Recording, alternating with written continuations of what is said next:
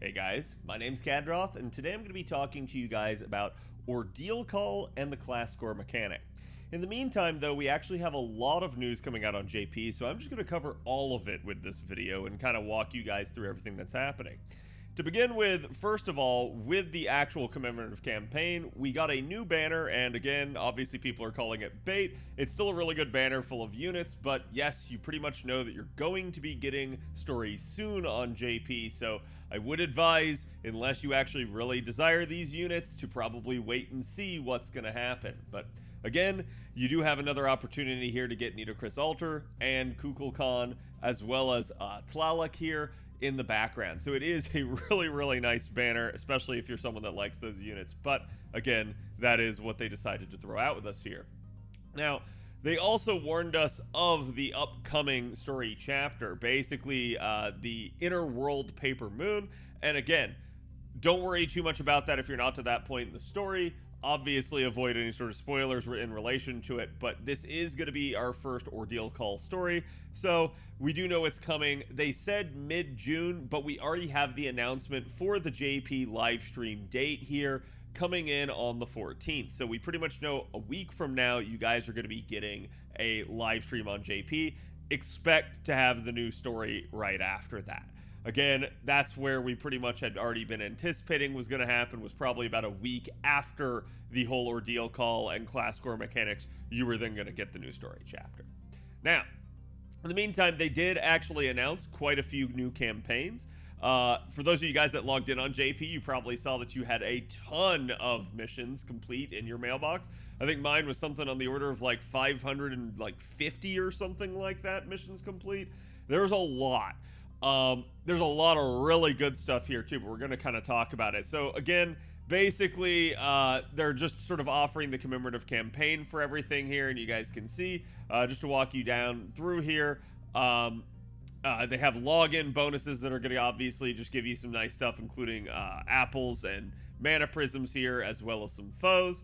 Again, they also have the limited master missions here and the main quest progress missions. So if you clear the missions, you'll receive 200 mana prisms, 2 rare prisms, 1 4-star foe of attack, and 1 4-star foe of HP, as well as 30 5-star embers and 22 saint quartz. Really nice rewards for this. Even if you were somebody that maybe didn't have that much of a need for some of the other materials here, certainly quartz is always welcome, so it's really awesome.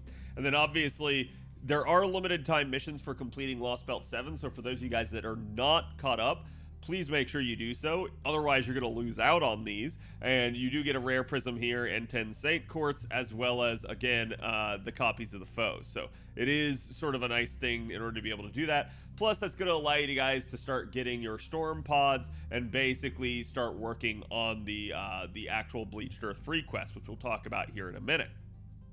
Now, again, during this time period, basically, you guys can get AP consumption of main quests up to Chapter 6, Part 2 will be 0.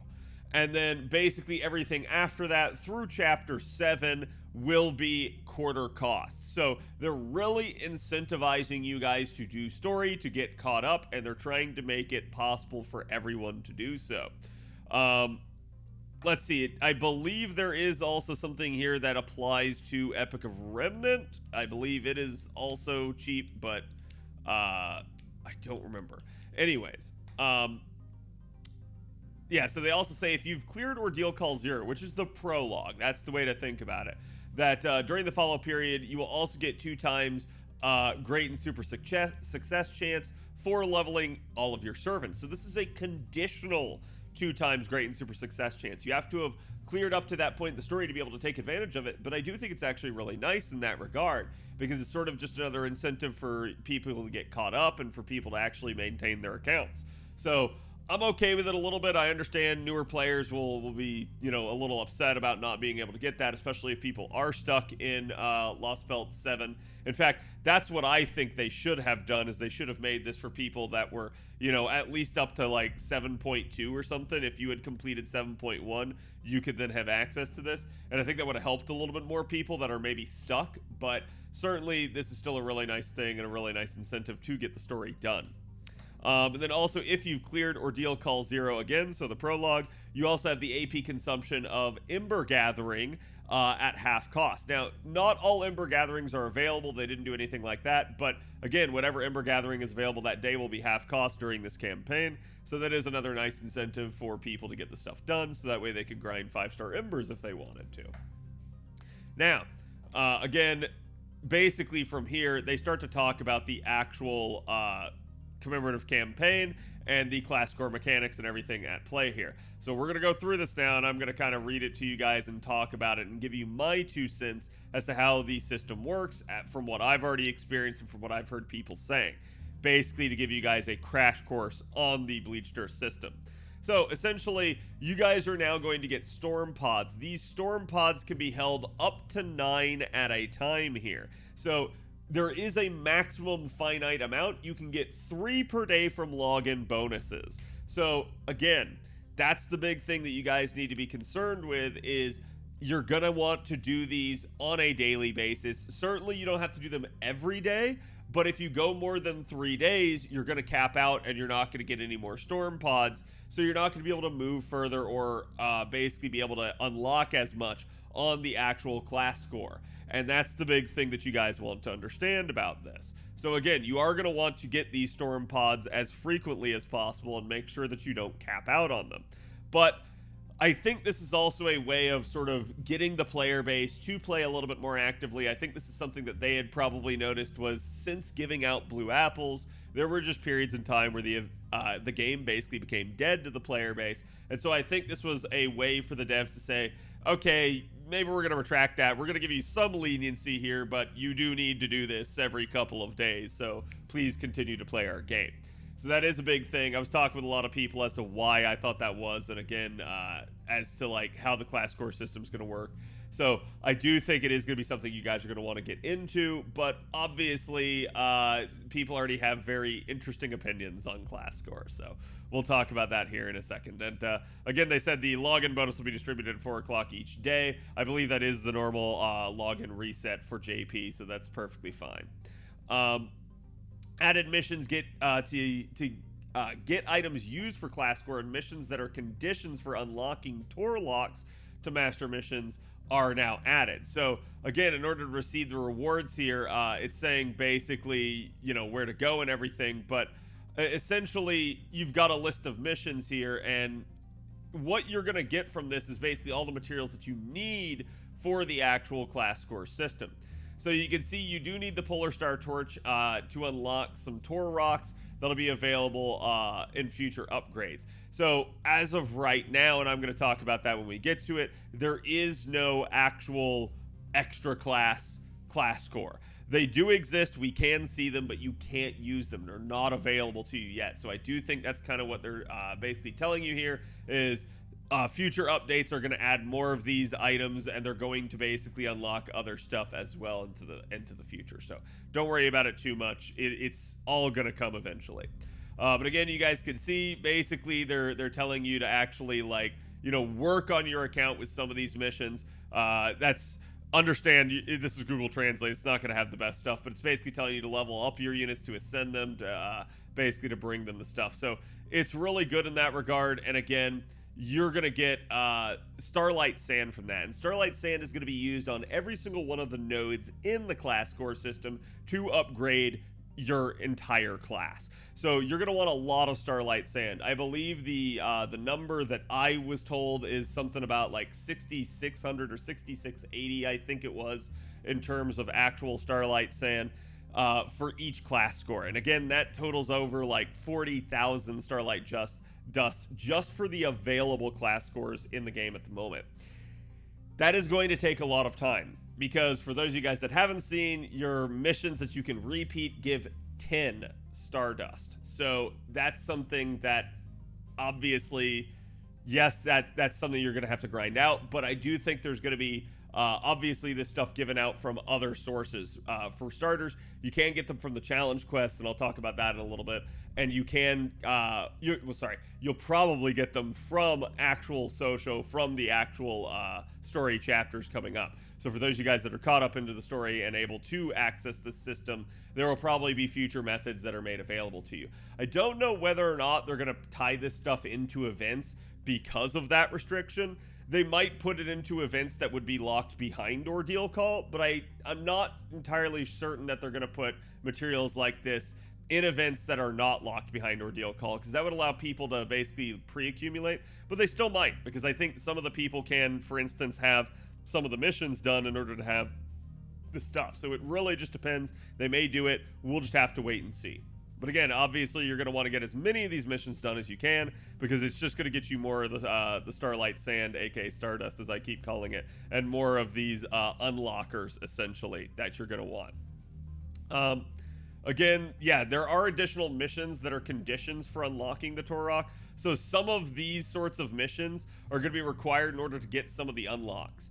That is definitely going to be interesting for some people. I think some people are not going to necessarily have the most robust of accounts. Certainly, if you're someone that's gotten through LB7 at this point in time, you should have a decently wide account. You should have basically quite a lot of units leveled up, but I'm not sure it's going to be the easiest for everyone. Even for someone like me that's been playing on JP for 4 years now, I don't have all the missions complete. So I do think that is going to be a little bit of a concern going forward, is, you know, how many units have you leveled up? Those sorts of missions are maybe not going to be the easiest for people that haven't been around to roll a lot. But again, they didn't, you know, put the you know, upper end at, like, you know, actual whale levels. They put it at pretty reasonable levels from now. They'll probably expand the missions over time, because it'll probably work a little bit like the tutorial system right now in FGO, where you just kind of get free stuff as long as you're playing the game and doing what you're supposed to be doing.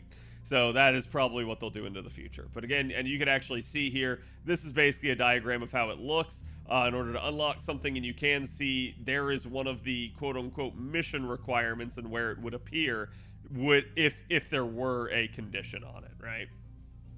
Now, again, and this was a big thing talked about on JP today. You guys got a metric ton of new, valuable, hard to get, very limited resources. So that was really awesome.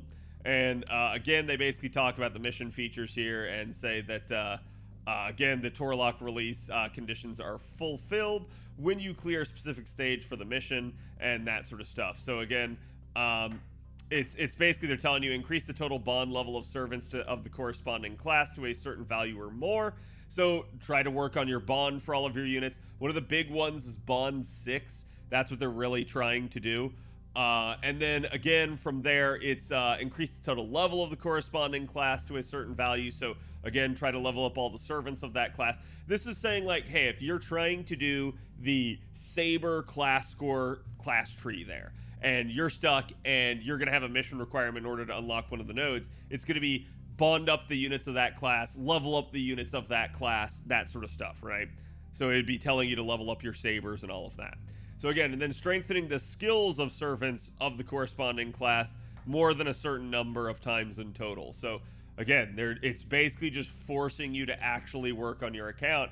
And this is something that I think the devs have really been after for a while. So this is a system now that's going to encourage the community to play the way the devs want them to.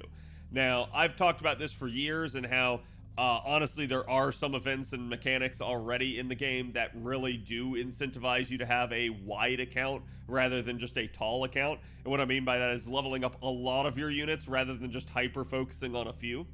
And again, this is sort of lending it to that. You can still have really specialist, really awesome, really highly enhanced units, but there is no reason that you guys can't level up most of your units in the game, and that's kind of what the devs are trying to incentivize for you here.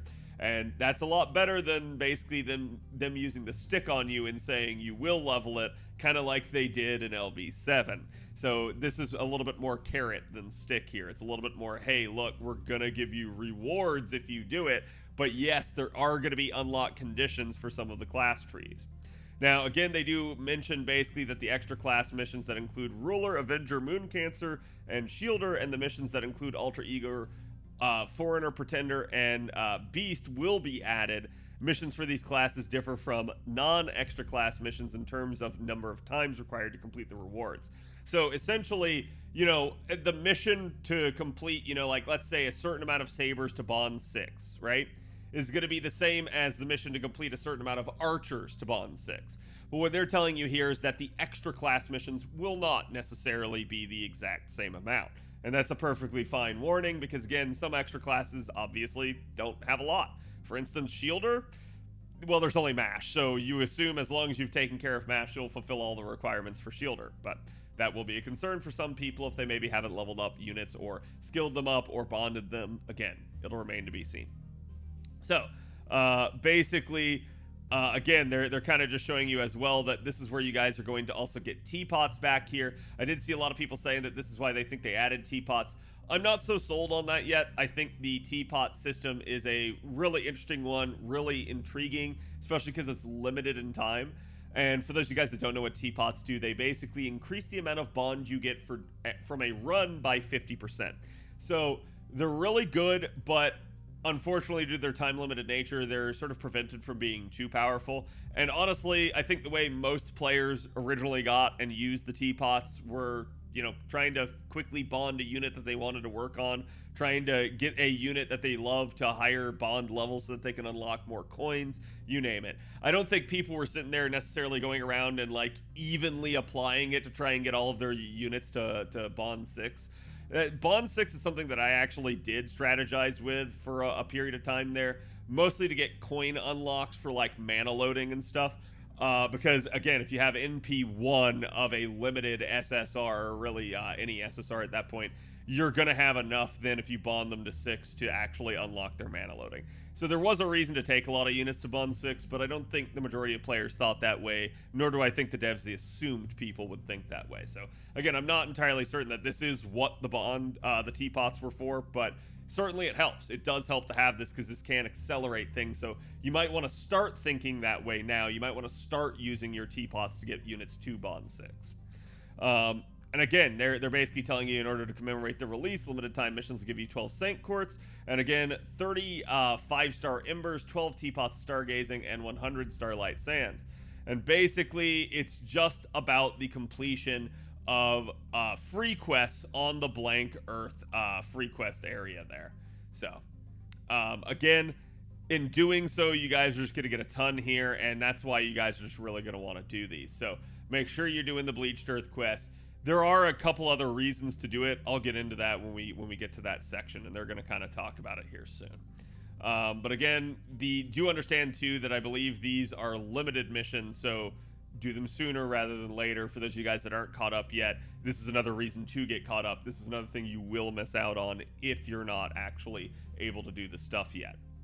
Now, again, then we get the actual description of the actual class score here and stuff. There were a lot of news posts here just to sort of give you guys an idea. But essentially, they're just talking about the requirements right here at the beginning in order to unlock the prologue and stuff. And they're saying it's not necessary to have done Epic of Remnant or 5.5 or 6.5 because both of those are considered main interludes. While they are tangential to the main story, they're not actually considered the main story by the devs, which I find really interesting. But again, they're still really important stories. I still recommend that you do them when you get the time. But for just getting to an unlocking Ordeal call, it is not required. So that is at least an interesting aspect in that regard. Now, again, they basically are talking about reinvigorating the blank Earth with the Storm Pod. And so, again, it's going to allow you to do the new free quests. There are high difficulty quests, but they don't require the Storm Pod. So those are your challenge quests. And again, you guys can actually see a depiction of it right here. This is basically what it's going to look like. It's going to be 40 AP and 1 Storm Pod to do an infinitely repeatable quest. The quest will have different parameters. They are 90 plus quests. So I do recommend looking at a guide. Fandom if it has it up. I don't think it does that at the moment, but Fandom if it has it up, or again at Media if you guys can manage to stumble through the Japanese in order to get there. But again, that will get you guys some idea of what's in the node, because you don't really want to fail these because they are 40 AP. You do have your command seals. You can use them, but that is going to be an issue. You don't lose the storm pod if you fail. That is a good thing. So again, the limited resource is still going to be there. And I don't know if you can see it because again, a little bit of potato quality here on the screenshot, but this does say down here how many storm pods the person has. At the moment of that picture, they have 3 out of 9. So you can see there is a new indicator as to, where you're at on that and whether or not you're capped out. But again, so that is the way that's going to be. Those are going to be the free quests. They're going to give you a little bit of Stardust. They're going to give you a little bit of other materials. And that's going to be kind of why you're going to want to do them. But again, then you're going to have challenge quests. And the challenge quests are only 90 plus, at least as of right now. They could get harder, obviously. I did one of them, basically blind. It was not the easiest thing I've ever done. It was a significantly interesting challenge. So I will say that be careful when you go into these. Obviously, they're only 5 AP. They don't take a storm pod, so if you fail it, you fail it. But the rewards for these are you tend to get 100 Stardust instead of only 10. And you do get some of the unlock materials and other stuff that's really nice for the class score system. So you do want to complete all of these, again, at your leisure, obviously, but sooner rather than later, because it's just going to help you progress.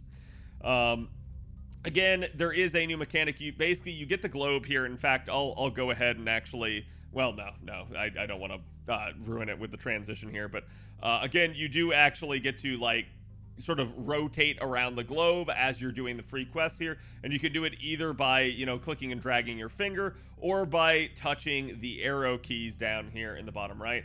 Most of you guys are just going to click and drag with your finger because the arrow keys are not very responsive. Again, it talks about how to get the storm pods, which you already kind of mentioned. You get 3 a day as a login bonus. Also, people that have cleared Ordeal Call 0, aka the prologue, will be eligible for that. And so, again, if you haven't done it, you're not going to be eligible. You're not going to start earning the storm pods. So until you're caught up on the story, you can't earn them.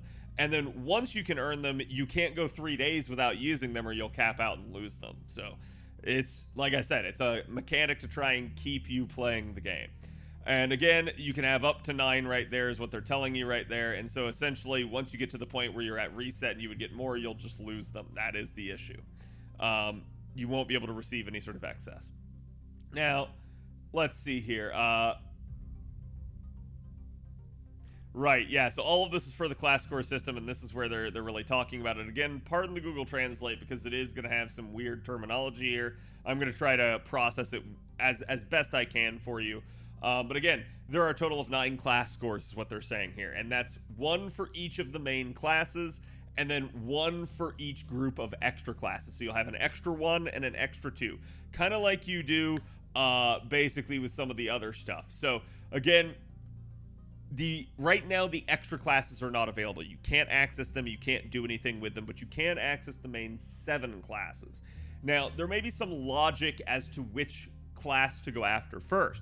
I have seen some people saying like, hey, I'm going to go after Berserkers, for instance, because I use them really often. I've seen other people saying, oh, I have this waifu or husbando, that's my favorite unit, right? And I'm going to go after their class in order to help enhance them.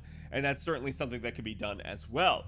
But again, it's really up to you to determine. Go with your gut instinct. Go with what you think. I don't think there's going to be a wrong choice, but do understand that these work basically everywhere. You'll see a little bit of a slide here in a minute that's going to talk about that.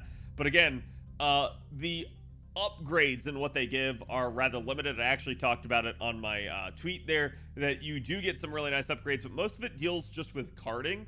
There is 10% in P damage in the class scores for each class for, again, helping out with the MP damage. But otherwise, most of the other effects, like for instance, the 20% Buster Up, the 20% Quick Up, the 20% Arts Up, each one of those deals only with card damage, not with, NP damage. So that is a little bit of an issue there. You're not going to get you're not going to get more NP refund or something like that by doing this. So again, it's not going to end up really changing things too dramatically, but it will make your units significantly and tangibly stronger, and you're going to see that here in a little bit. Now, again, They basically are just showing you a little bit of a demonstration of what it looks like in order to unlock something. So a little bit smudgy here, but you can see it's basically going to take you some stardust, and it is going to take you some materials. Now, sometimes it's going to be statues and monuments. Other times it's going to be ascension materials here. And then it's also going to cost some QP. These costs go up the deeper into the class score system you get. Particularly, the big one that I saw a lot of people complaining about was the statues and monuments, because, yeah, I've seen some nodes that take, upwards of 20 to 30 of a particular statue type. So that's a little hairy, and especially because it corresponds to the class. So, for instance, if you're doing the Saber class, it's going to use Saber statues and monuments. That's going to get really hairy for some people, depending on how much they've played the game, depending on how veteran of a player they are, and again, depending on how much grinding they've done in training grounds.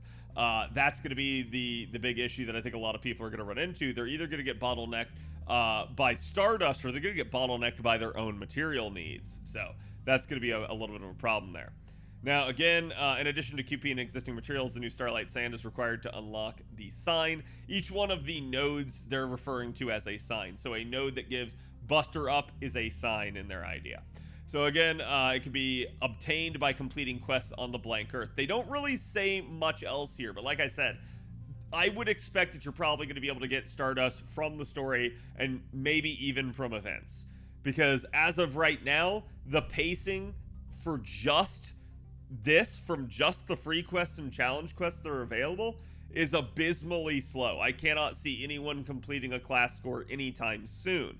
So I think they're going to basically end up giving you that sort of stuff, unless they just really want to make it long and stretched out, but I hope they don't do that. Now, again, signs cannot be freely selected and released. Only the central class symbol on the sign connected to the release sign and the root can be released. And you'll see that it looks almost like a skill tree. It looks almost like a sphere grid from Final Fantasy, if any of you guys are familiar with that term, where basically each one of the nodes is connected, and you have to start from the center point and work your way out to the connecting nodes. So again, it's a little bit of a branching path. You can pick and choose the order in which you go in, and eventually, again, if we spend enough time, if we're diligent enough, yes, maybe we can collect them all, but it's going to be up to you to determine whether or not you wish to collect all of them of one class, for instance. So that is going to be, I think, another thing to consider. Now, again, they're sort of just recapping here with the notes saying, hey, look, there's 9 types in total. You have extra 1 and extra 2, but those 2 are not available right now. The effect granted by releasing the sign will be exerted in all battles, including regular quests, limited time event quests, and Holy Grail fronts. So again, this is going to be in story, this is going to be in events, this is going to be in Grail fronts, you name it. So any enhancement that you do, it is retroactive. It goes everywhere and is usable everywhere. That's a really cool thing. I do think that's going to be the big reason to get these upgrades, is it's just going to make your life easier playing the game. Certainly there's going to be content where you're going to go like, oh man, is this going to be really hard now? Are they going to like try to balance around class score being a thing? And I think eventually they will, but early on here in Ordeal Call, I don't see them really balancing dependent on that, because obviously that would pigeonhole your players. We don't really have any idea what direction to go in with our upgrades, plus we may not have the right units for a given scenario, so I can't imagine they're going to balance too hard around this on the onset, but certainly maybe on years down the line, yeah, you might actually catch them balancing around this.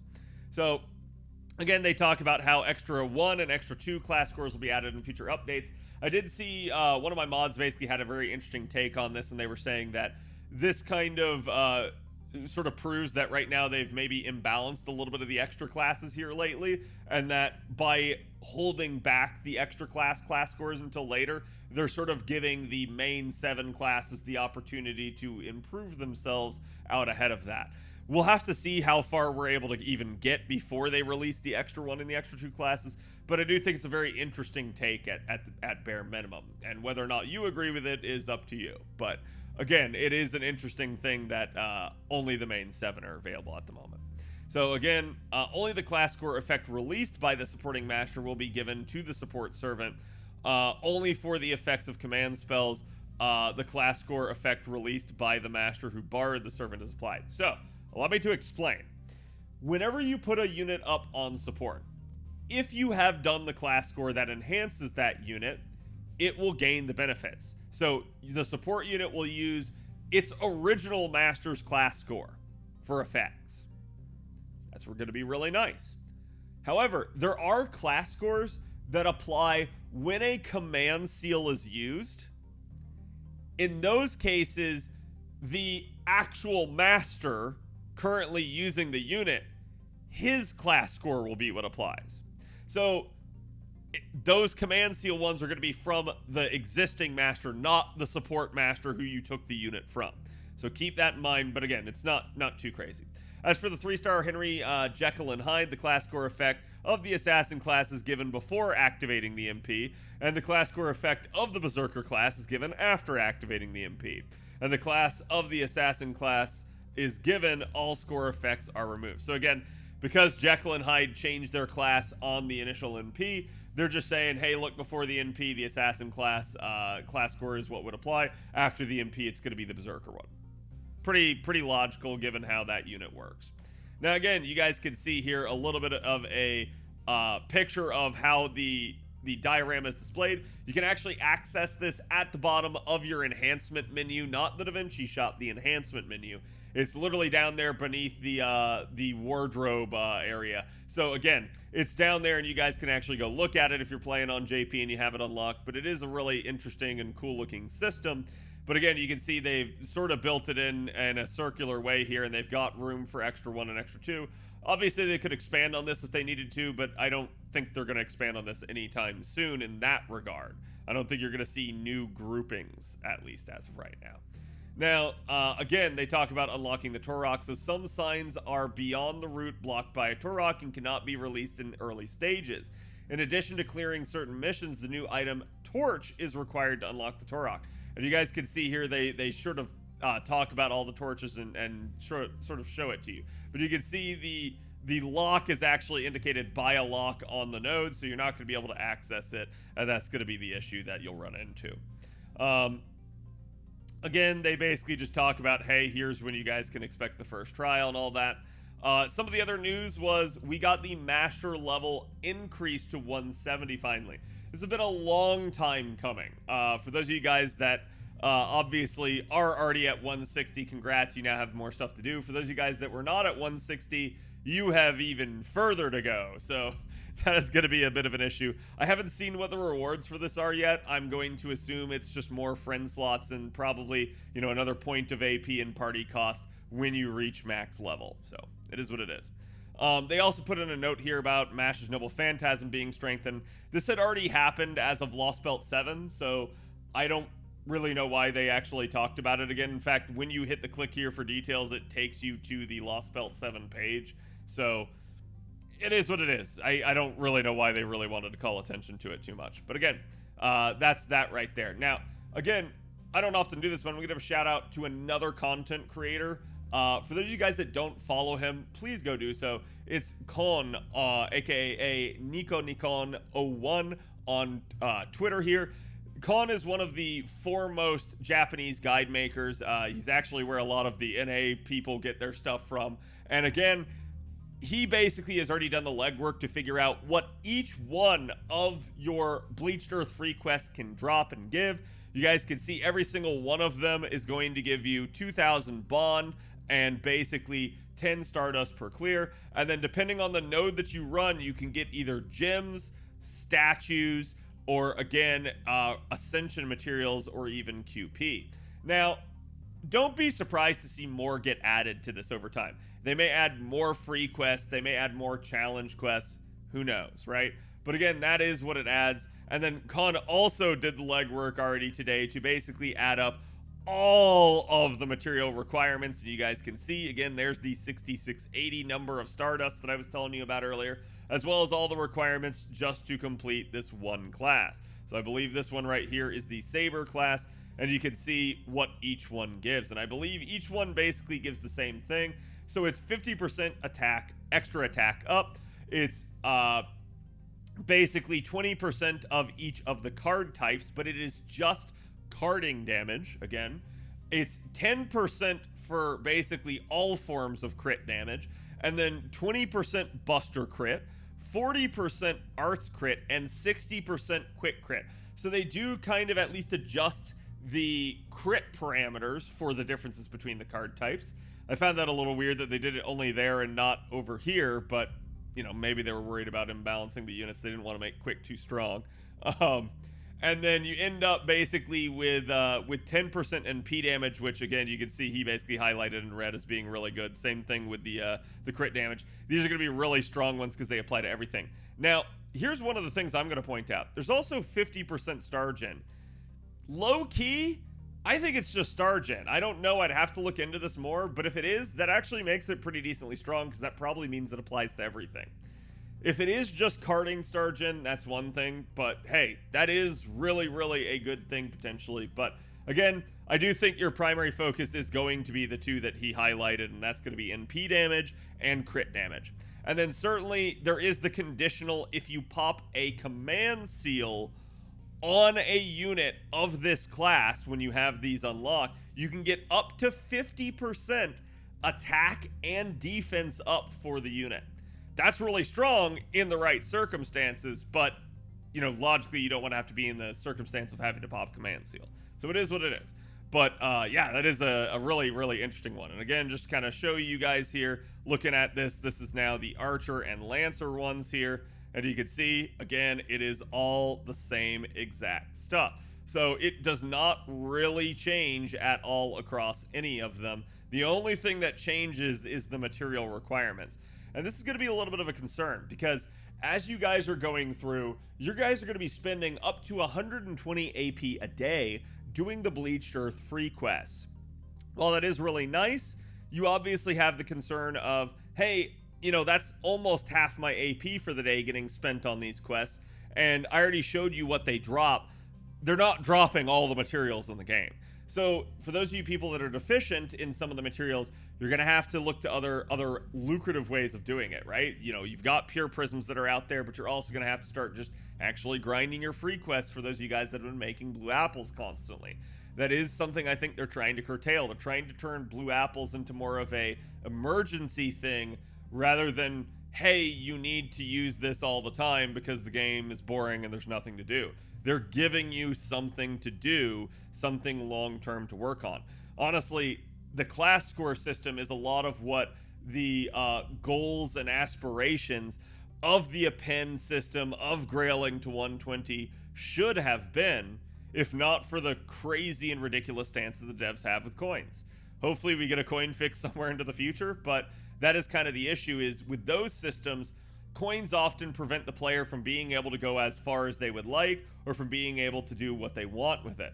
And so as a result, a lot of players don't engage in the system or don't take it all the way, and thus they end up sort of not really fulfilling that treadmill that the devs tried to put in the game. If the devs put in a new set of goals for you to achieve and you don't participate in it as a player, it sort of fails the devs' objective. And so that's why I think they're a little bit short-sighted with how they're handling coins at this point. They have said they know that coins are an issue and that they're going to fix it. They said that in the anniversary interview last year. We'll see if they fixed it by anniversary this year. Again, it's coming up at the end of July for JP, but again, I won't hold my breath at this point because it's been 2 years. But again, I do think that this is a really interesting system. There's nothing too whaley about it. Like I said, I think the only concern that you might have if you're not a whale would be completing some of those missions for leveling up units. That's going to be your only really real concern. But remember, you've got welfare units. They're all coming back with the new system that they have on JP that its name eludes me. And then the Evocation Festival, thank you. And basically, then you've also got all of your 3-star and lower units. So you've got a lot of units there that you can work on. Every account should be able to work on those, and that should be able to get you the lion's share of the sort of requirements done. But then, yes, you are going to probably have had to roll some in order to complete all the other missions. So that is going to be a concern still, but I think if you're playing the game, if you've been playing the game for long enough, it shouldn't be too bad. And plus, a lot of these are going to be long-term goals. Like I said, due to the fact that it takes 6680 to complete one class score, and you're only getting 10 per 40 AP, it's gonna take a while. Just saying. Okay? Now, like I said, you're probably going to get more from missions. You're probably going to get more from events. You're probably going to get more from story. And yes, you do have the challenge quests in the Bleached Earth phenomenon that give it. But, you know, unless they give you significant other ramp-ups, I just see this whole system taking a very long time to work on. And I do think you're going to see some people go, hey, look, I don't even have the materials anyway, so I'm just going to, you know, maybe do this every couple of days, devote my resources to it, and then the rest of the time I'm just going to go off and farm the free quest to actually have enough materials, or go farm training grounds to have enough statues for it. So that is going to be a little bit of a concern. And again, just a quick reminder here, you know, this is the caster one, so you guys can see just how many statues and monuments that's going to take. Okay? For the day one players that you know got to do the lottos that actually have statues and monuments in it, you don't care. You have plenty still. To the newer players that didn't get to partake in those times, that hurts. That is going to be quite a bit of grinding. So that is going to be a little bit of an issue. I have already seen people calling for there to be statues and monuments back in lottos again. We'll see whether or not they, you know, bail us out in any way, shape, or form. But I don't think they're going to. I think basically they just know this is supposed to be a long-term thing and they want you to work on it over time. And again, you guys can see here, even with the cavalry classes and stuff like that, you don't get anything different. It's the same knight class, cavalry class, saber, assassin, whatever. Okay, so it's basically the same across all of it. But again, that is a summary of the class score system. It's some really nice upgrades. It really does help your units out, but I do think it's going to be a very long-form, long-term system, just like this video. So again, let me know what you guys think in the comments below. I'll be really curious to read your thoughts. And again, good luck to everybody. This is going to be really awesome, but at the same time, really crazy. So I will see you guys for the next one. This has been another episode of Explained. Thank you for watching.